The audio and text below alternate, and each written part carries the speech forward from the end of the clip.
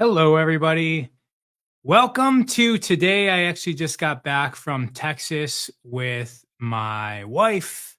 We were traveling around with the Human Garage crew. We did an event on May 12th. There was a lot of people there, 1,000 people, and it was amazing. And I saw a lot of people crying. I saw a lot of people getting fixed, could be the right word, but basically helping to heal themselves, facilitated by a community that is powerful.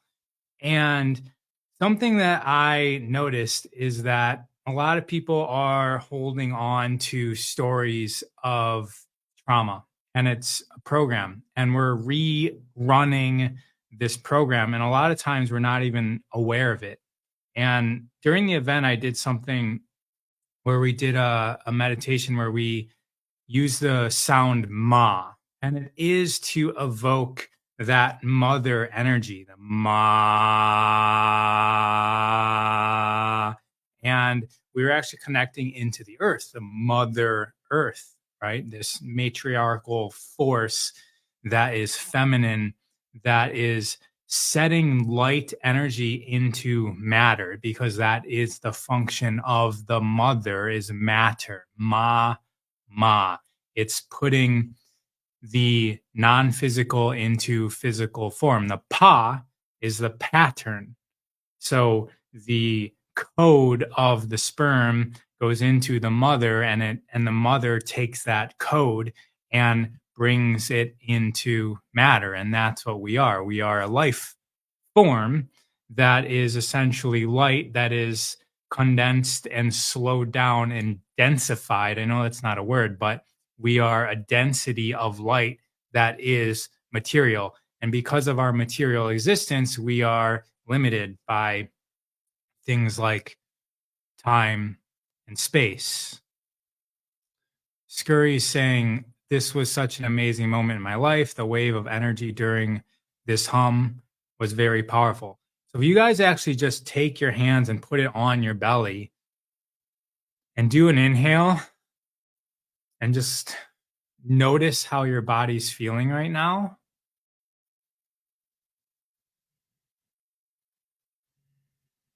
Just notice how your body's feeling. And the next inhale, we're going to chant ma. So inhale, long ma, ma.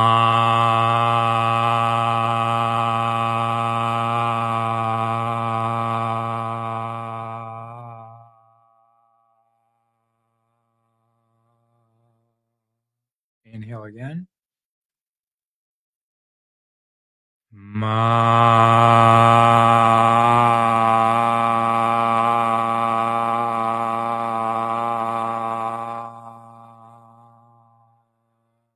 One more.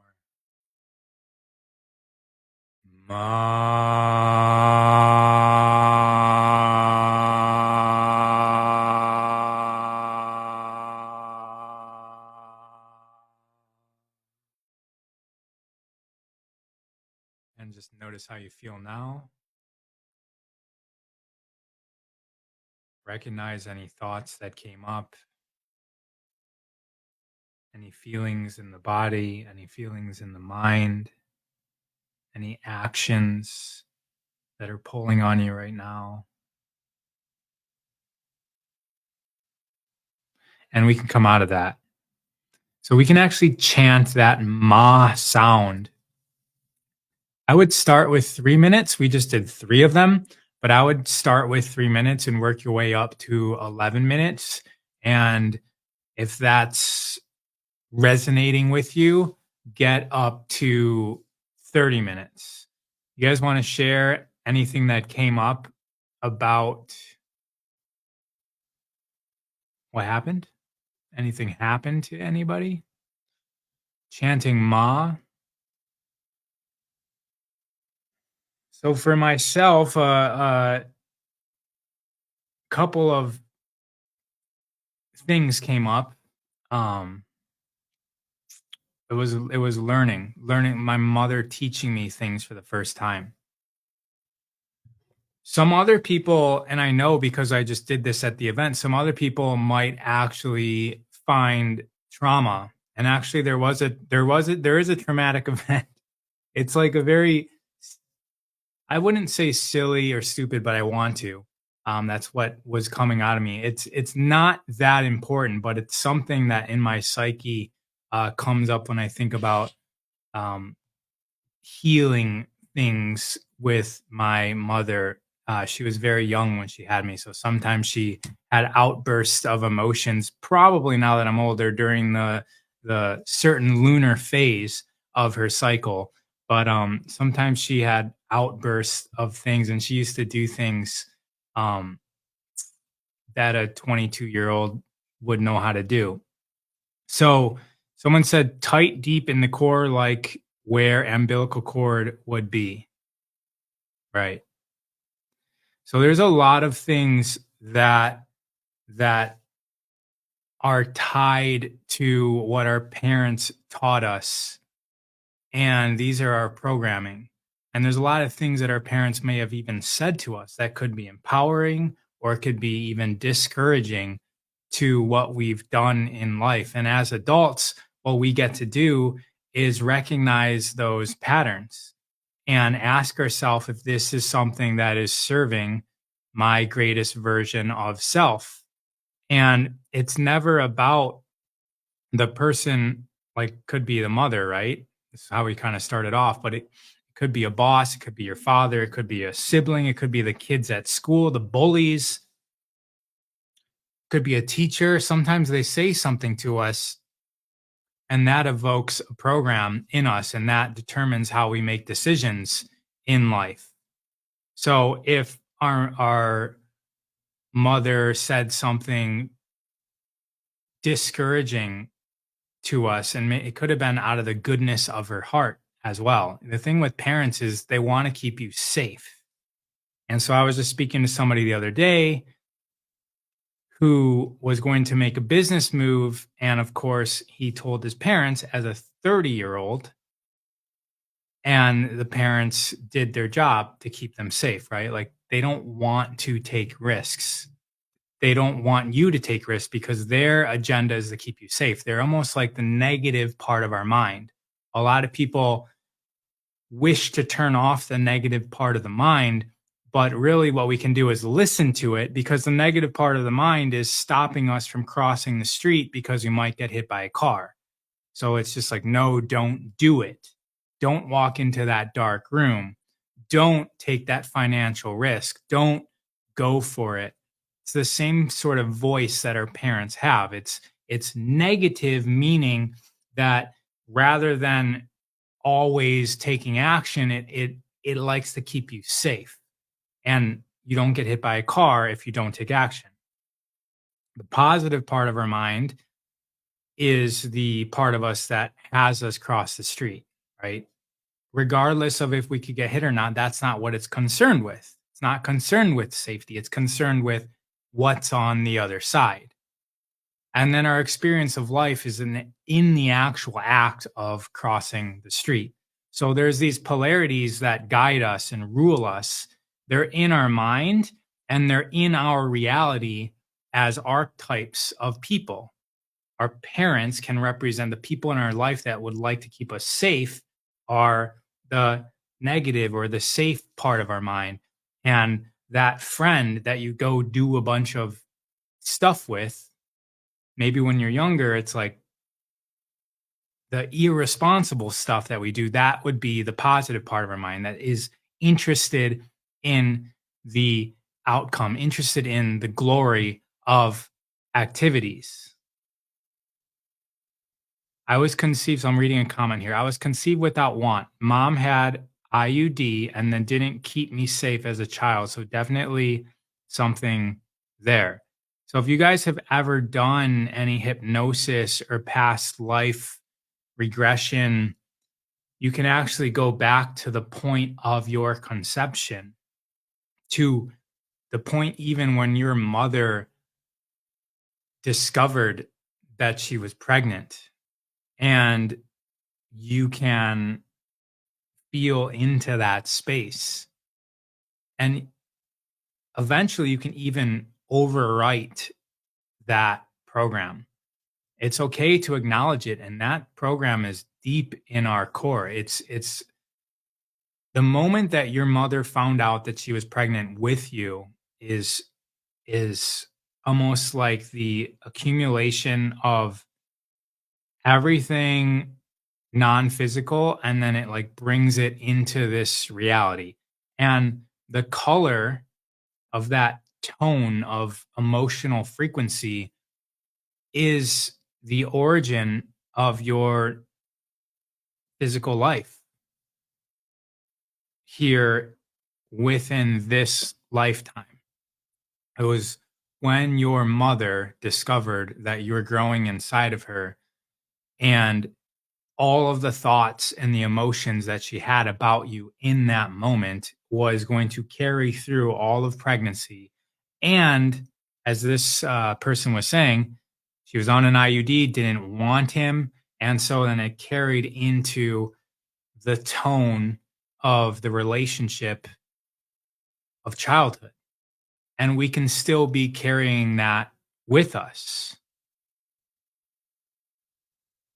So if you guys just intuitively, I'm not going to go into a regression, but you can ask yourself questions like, where was my mother at the day that she found out she was pregnant with me? And we could just be imagining this. Yes, give yourself the flexibility and the grace to not be concerned with whether this is actually true or not. That's not the point of it. We don't actually have to be accurate here because there's a program within us, and that's what we're accessing. We're we're uncovering that program, we're cracking it open so that we can determine we would like to make a shift in here. And so if you go into the point where the news is delivered that my mother is pregnant with me, where is she located?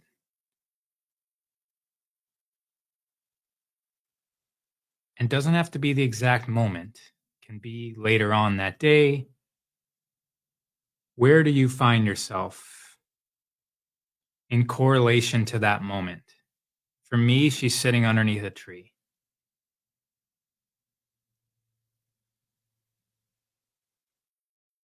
And what is she feeling?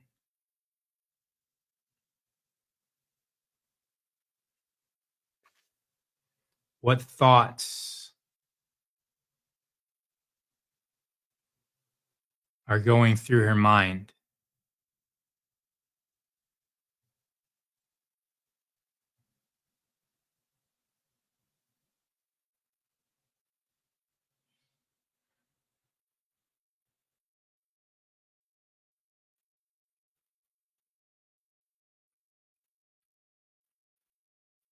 And how did that impact your childhood? Can you make connection?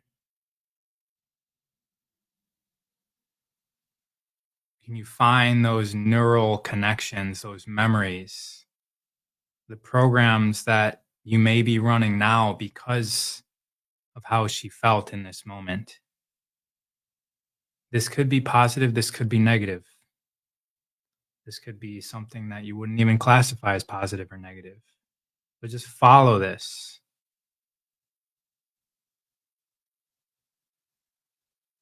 and notice where you feel this in your body as you're imagining, as you're embodying these moments.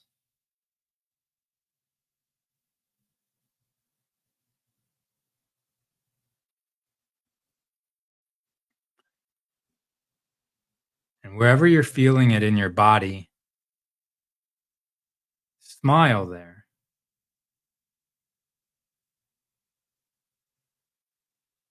See if you can send light there.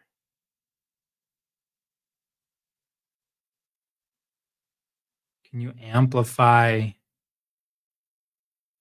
this area within your body or within your aura, within your memories? Can you amplify this with light, with love?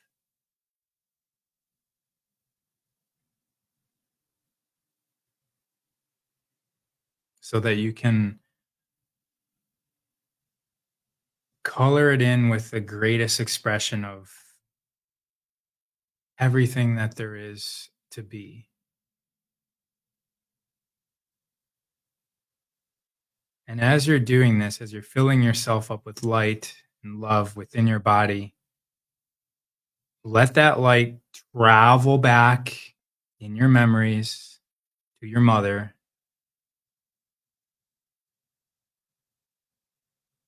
and let the love, that image, that memory, that reality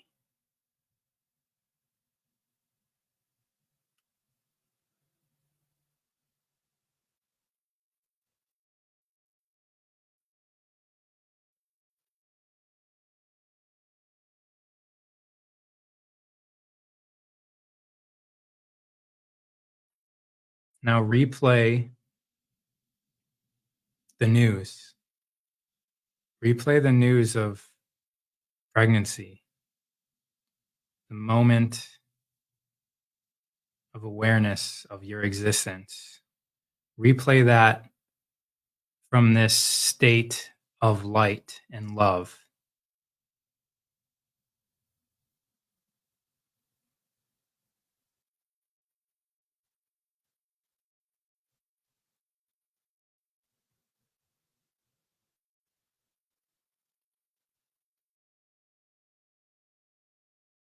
And let these feelings travel back up through your life, through your childhood.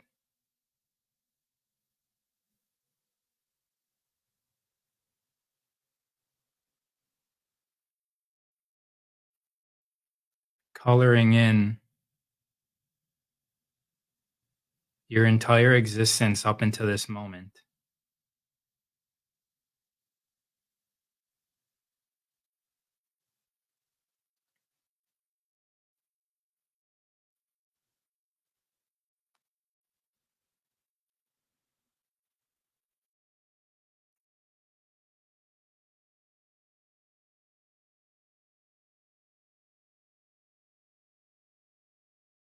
Take a breath into this, smiling energy, and let it go. 2 more breaths into this just to seal everything that we're experiencing.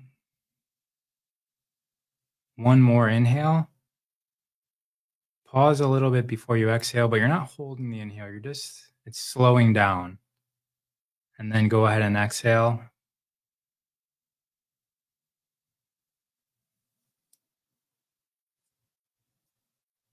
And we can open our eyes if you have them closed.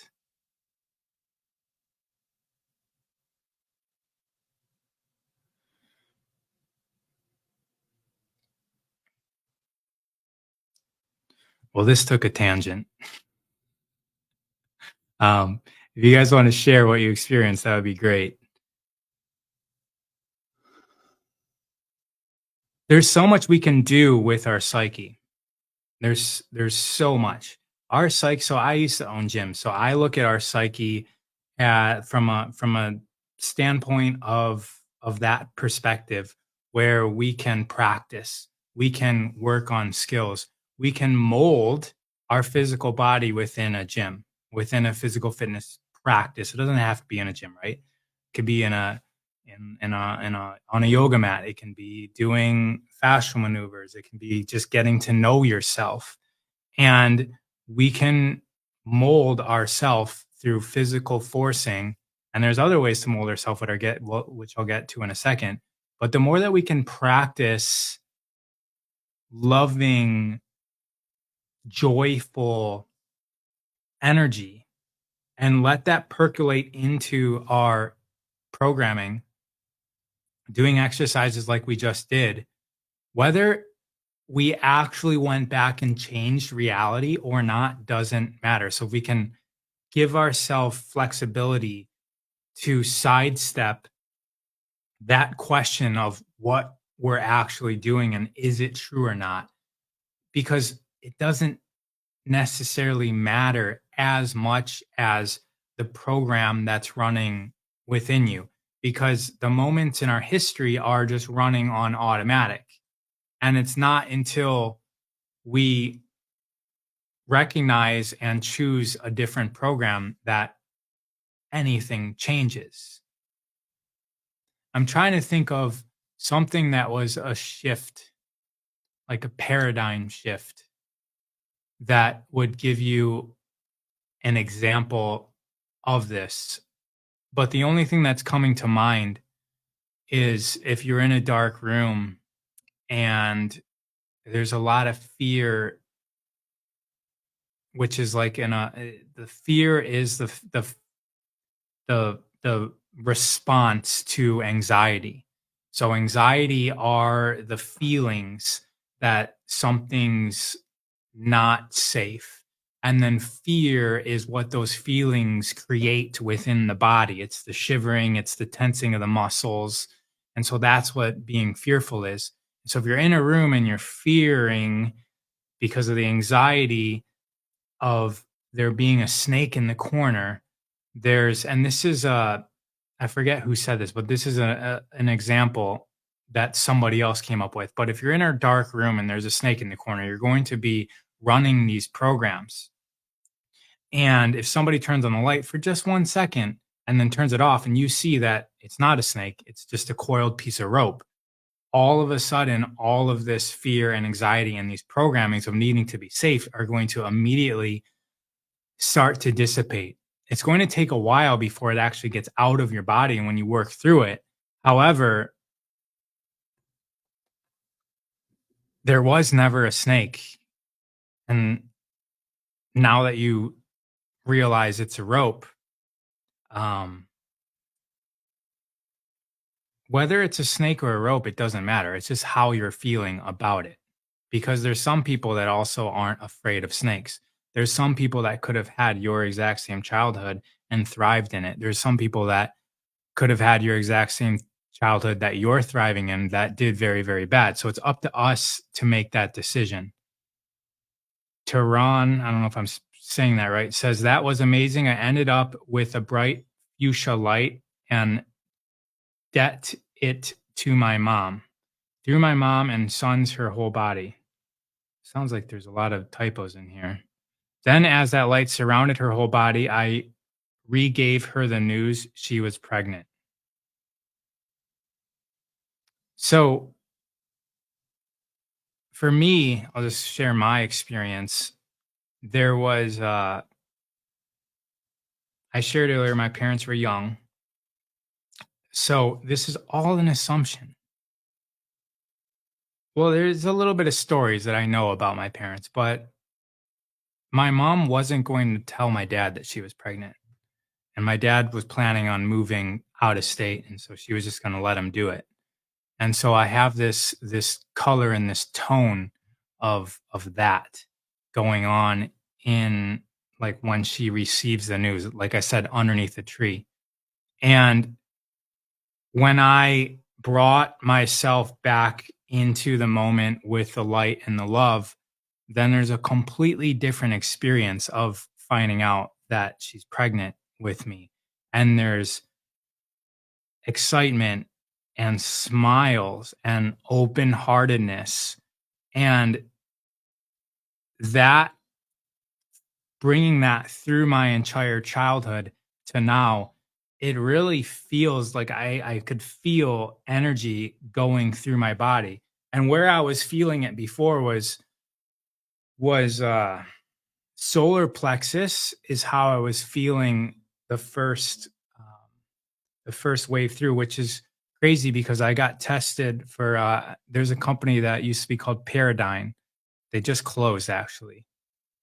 It was the descendant of Alexander Graham Bell had this company and developed this technology, and they did testing on me to discover where I'm weak at in terms of the light spectrum. And the color that they chose and gave me was yellow, and that's solar plexus energy. So I just remember that right now, but it's interesting that that's where I felt almost like a hole when I was imagining, like, kind of like not wanting to tell my father because of embarrassment and shame. And then where I was feeling the light fill up my body was from the below the heart up and out. This all seems like weird woo woo stuff. I'm not arguing it's not. But back to the gym analogy, we can practice telling ourselves in our head like how dumb everything is and how stupid everybody else is and judging things. Not saying that everybody does this, but I do know that in my life I have done that stuff. For most of my life I used to sit in rooms and just look around at everybody and just think like what if everybody turned on me? Could I kill everybody in this room with my bare hands? What weapons would I use if this happened now? Just this is what I used to think about as a 19-year-old sitting in a cafeteria in college, just like a random example of that. Um, mm, I don't know why. It's just like, what if everybody turned on me? If I get really stressed in my life, I have dreams of every single person in the world against me, chasing me. And so that's somewhere in my psyche, and we can go in and we can explore these shadows, these dark rooms in our psyche, and turn the lights on within them and see that what may have actually been a literal snake back then, it doesn't serve me now to keep that snake trapped in this room within the psyche. So we can go back and we can neutralize these programs. And that's how it literally works. These programs are frequencies that are running in our psyche. And do you guys know noise canceling headphones? I've used this example a lot if you paid attention to me. Noise canceling headphones, they're not just blocking your ears from the sound. A noise canceling headphone has a resonator. It's not necessarily a speaker, but there's a it's detecting the sound that's coming into your ear, and it's blasting out the opposite frequency so that in your eardrum you don't hear anything. So it's just matching the frequency, and we can do that within our psyche. Earthquake dampeners do the same thing. There's these giant puck-shaped things that are within buildings, and when an earthquake is shaking the ground, the dampener basically matches that frequency, and it absorbs the earthquake so that the building can remain relatively solid. And so it's once again not up to anybody in our reality to do this for us. It's up to us to go in, switch on those lights. Like we're the one that switches on the light. So somebody said, how did that shift? You're the opposite of that now. Well, I played hockey. And when I played hockey, so we're talking about like how did it shift between me thinking about like everybody's against me. I got a lot of my aggression and rage out of me. I played hockey. I was able to fight every single weekend, sometimes multiple times a game. And hockey back then, I don't know how it is now. I don't really watch the sport, but I see people saying that it's kind of got sissified. But like of fighting is a 5-minute penalty, and the other person you're fighting also gets a 5-minute penalty. So it doesn't do anything for to penalize your team unless you win. Well, unless you lose, then it decreases the morale of your team. But if you win, everybody in your team is amped up. So fighting is essentially encouraged in hockey as a way to keep the other team in check, and it boosts the morale of your team. If you're tied 2-2 and there's a fight and you just absolutely destroy the other guy, that gives your team more confidence. So it's actually encouraged, and it was just the perfect sport for me to get out all of the victimness of being bullied. I was also bullied because I was very, very small person. I didn't hit puberty till I was 19. But once I did, I was now the size of all of these metaphorical bullies, guys that used to pick on me in middle school and high school, they weren't in front of me, but I was playing a sport where fighting was just accepted and I was celebrated for it. So the sport of hockey for me was about hurting people and really just working through that. And then I eventually owned CrossFit gyms. I just went straight into competing with that, stood on lots of podiums, in front of rooms of 200 other men that work out every single day. And I was basically crowned the fittest of them all. And so I got a lot of this competing nature out of me, and to the point where I didn't need it anymore. And I consider myself blessed to have been able to work through all of that competitive, am I good enough energy? Because now that's not a question. It's not interesting for me to work through. And I can help others because I can recognize what they're going through. And there's more efficient ways to work through your anger than like finding other people to beat up. Even though joining a boxing gym and getting your anger and aggression out in that way can be helpful. There is also just going to the root of everything and going there with light, with forgiveness, with gratitude, even. I had an amazing life because I was driven to defeat and conquer and prove myself. Like my life was very fun and amazing as a result of the trauma that evoked me into that journey. And so going back, just like we went back to the mother, going back to the bullies, going back to the people that said that mean thing, even going back to the time that you were the bully or that you were on the reverse end and coloring that all in, overriding the shame, overriding the anger, overriding all of those emotions that aren't serving you now. And it may be something that you can do easily because you're ready to get rid of it, or it might be something that actually is like very touchy for you. Just reading more comments here to catch myself up. They no longer allow the same aggression in hockey, I'm sure. Yeah, literally. When I played hockey, you could just go like do whatever you would like.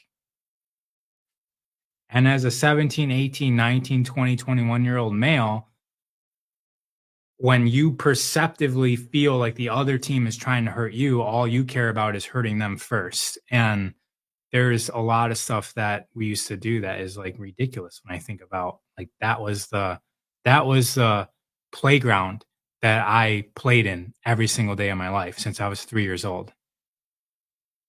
Thanks for going on this tangent from what you intended for today. Gratitude. I needed to hear this exercise. Yeah, tangents are for a purpose. I just felt like going there, and I'm making it work. So back to what we've been doing. We did this mother exercise. I really encourage you guys to go into the traumas of your aggressors, of the people that took advantage of you, and I'm talking everything because you're still carrying around that snake within you, within your psyche, and that's debilitating you. It's paralyzing you. That fear is coursing through your entire existence, even things that you don't even realize. It's affecting you. I've essentially been studying and researching psychology for 25 years. I started going to university. I have a degree in psychology when I was 17 years old, and I'm like about to be 42. So is that 25 years? Yeah, that's 25 ish years. And the thing that's always true is that it always has to do with you. You're the control mechanism. Nobody else is going to be able to save you, including the person that was the one that blessed you with this trauma. What is life without the challenges? This is why we came here and we can even talk about multiple lifetimes. It's really hard to accept and I'm not going to go into this too much, but it's really hard to accept the traumas of our life if we feel like this is the only one that we have. It's really easy to kind of look at the stain on our life and just ruminate on it and wish it wasn't there, and why me, ourself, if we feel like this is the only life that we have. And that YOLO thing is, you only live once. For those of you guys, YOLO, you only live once. It's the same message perpetuated in religion. Well, some religions, I should say. I should just actually just say Christianity. Um, that this is a big test and we only go through it once. And actually, original Christianity, you go back to the teachings of Yeshua, which later became Jesus, or Joshua, Yahweh.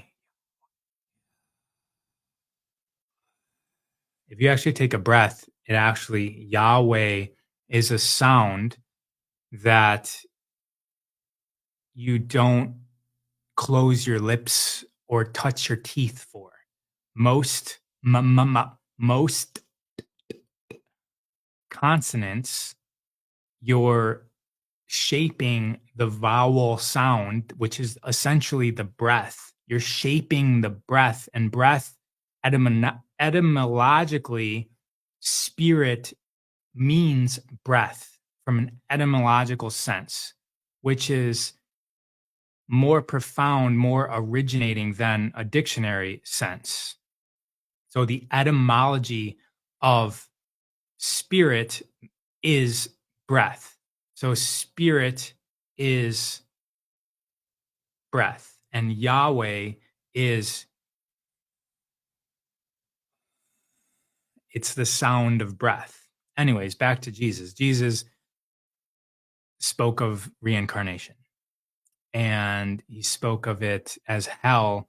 Even hell is defined differently in, like, if you go beyond the King James version of the Bible and beyond the Council of Nicaea, which happened like in the first 100 years AD, and they determined what was going to make it into the final teachings of Christianity. You go beyond those, there's regular talk of reincarnation, and that we burn off the karma, much like a dumpster fire. They used to just light their garbage on fire. And so this idea of karma turned into hell. Hell was never an eternal place where you just go for all of eternity. It was essentially the garbage that we carry with us, and we get to work through it. And some of the karma that we're working through are these events that we are blessed to experience as trauma, as a way for us to grow as people, to learn lessons, to recognize what being on the short end of the stick feels like, because sometimes we're on the long end of the stick. We can't always learn from being the one that gets everything. There's a lot that we actually learn from going through negative experiences. What sound can we do this exercise with for issues with colleagues or boss versus the mother we just did?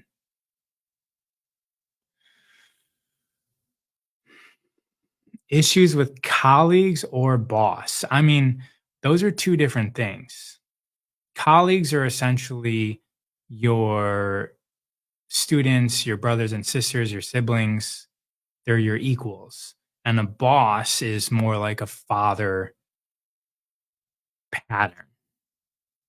And guys, if you have issues with your boss, it's up to you to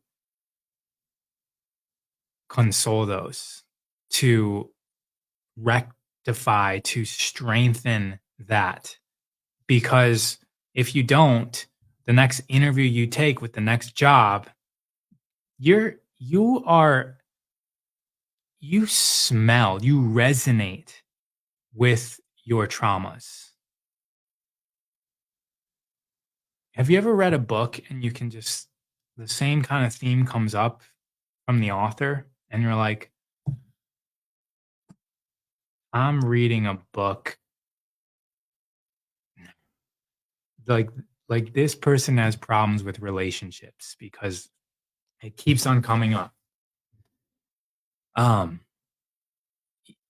the words that you use are going to color in the tone that you have had problems with your boss, which is probably the same problems you had with your mother or your father or your childhood coach. And the thing is, there's assholes in this reality. There are. And that's beautiful. It gives context so that others can recognize your light. And so if you are blessed with an experience where you're having to deal with one, where's the work? What's the practice? Why are you there? If you don't recognize that, then you're going to continue in this loop, in this practice, not even understanding what the lesson is. And so figure it out. Why are you there? What is the purpose of this? Someone said, Erica said, darn, I missed the exercise. It's okay. This will be on replay.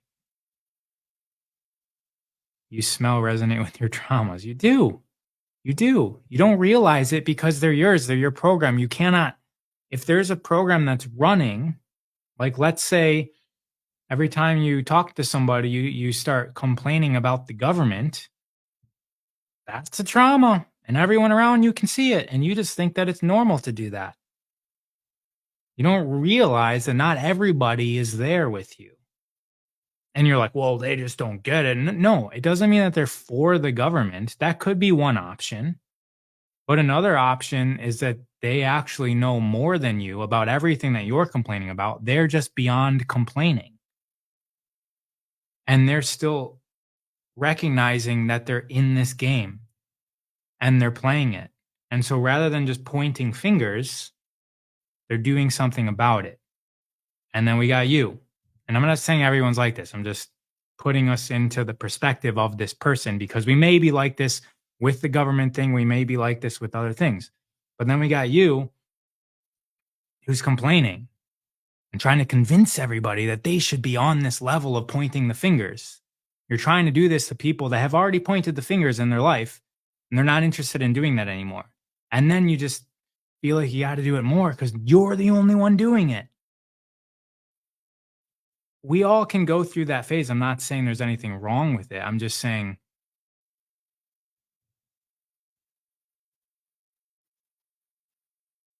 be aware. And we're all expanding our awareness of self. We all can. Even right now, if I'm like thinking like, why am I even saying this stuff that I'm saying? Who am I to say this? Am I saying this from a place of service? Does this serve the people that are listening to me right now, or is this serving myself? Where is this message coming from? Is it coming from the ether? Is it coming from inside me, my egoic self? All right. Ben said, I don't know if it's 2018 Ben said, it's like you planned this entire life for me. That's something I notice when I go places. It's like the lesson is always for me. It's always for you, no matter what. Whoever's in front of you is there for a reason. They're there for a reason, and you are there for a reason for them. There's like a perfect union in every moment. So everybody that you interact with is so important to your life, and you are so important to their life.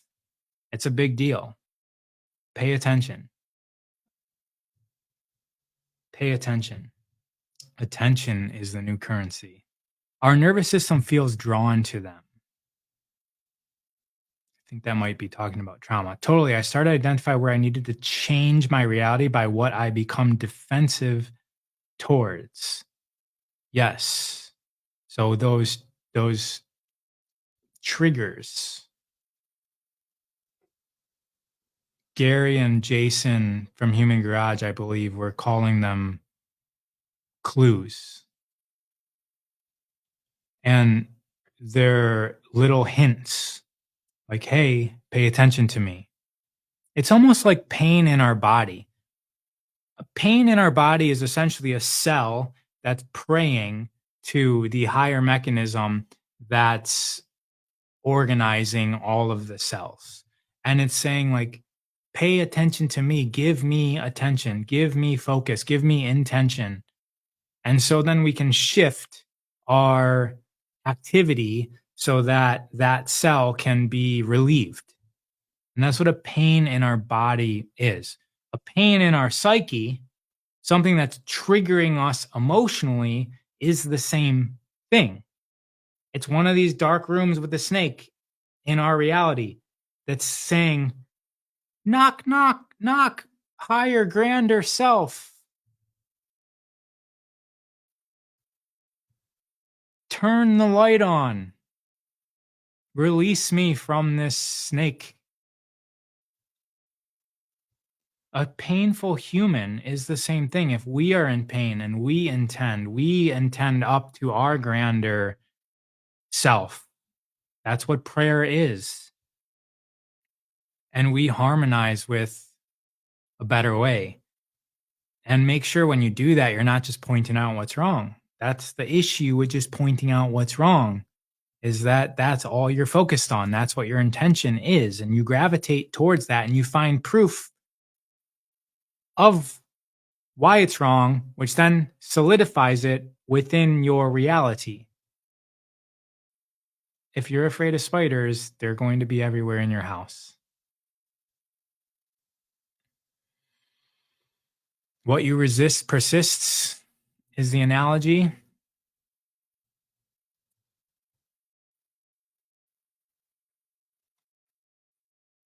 Why do I find myself thinking about a person who I had a relationship long ago over and over, even though it's been over and we are both married? Interesting question.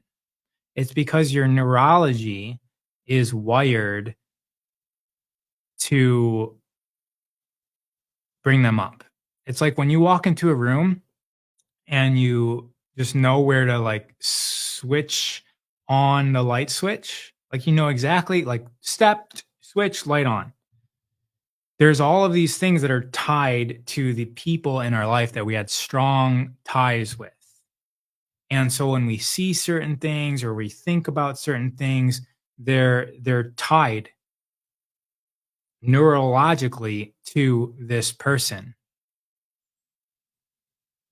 And that's where practices like cutting ties, severing connections. You can even have ceremonies where you're releasing yourself of the attachments energetically. It's not even just neurologically. There's energetic attachments to them. And you can cut these attachments and release them. And even if you just think about this person right now, and everybody that's listening, there's probably a person that you've been holding on to. It doesn't really serve your current job, your current relationship to have them connected to your heart. Even though they were there, they served a purpose, right? So in things like this, we're not necessarily negating it. We're just saying that that was kindergarten, that was first grade, that was necessary for me to get to where I am now, but I don't necessarily need to continue going through that cycle of first grade. I am aware that that happened or is happening now in another reality, and it served me now, but I don't need to be there anymore. And so, with these people that we would like to release attachments to, we can find that cord in our heart, in our throat, in our mind, wherever it is, and we can physically. Selenite is a tool that people use. They use a selenite wand, or if you go to any crystal store, there's selenite swords that you can get. And I wonder if I just coughed right there for for a reason. But all right, I guess I'll sever this connection right here. So we can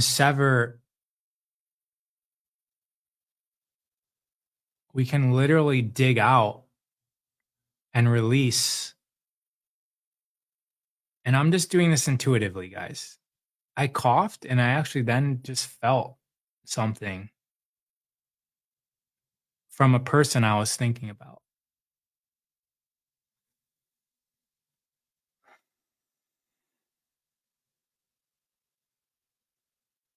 And send it away with gratitude and recognize the openness that you feel, because it's with the space that we create within ourselves that we're able to recreate and join membership with what is now serving us. And there's a whole bunch of other things that we can talk about with breakups, but that's not the point of this. I think we're getting to the end, but let me just read through some of these comments. That's one thing that'll help. Someone gave me a visual of pulling the plug and disconnecting. Exactly.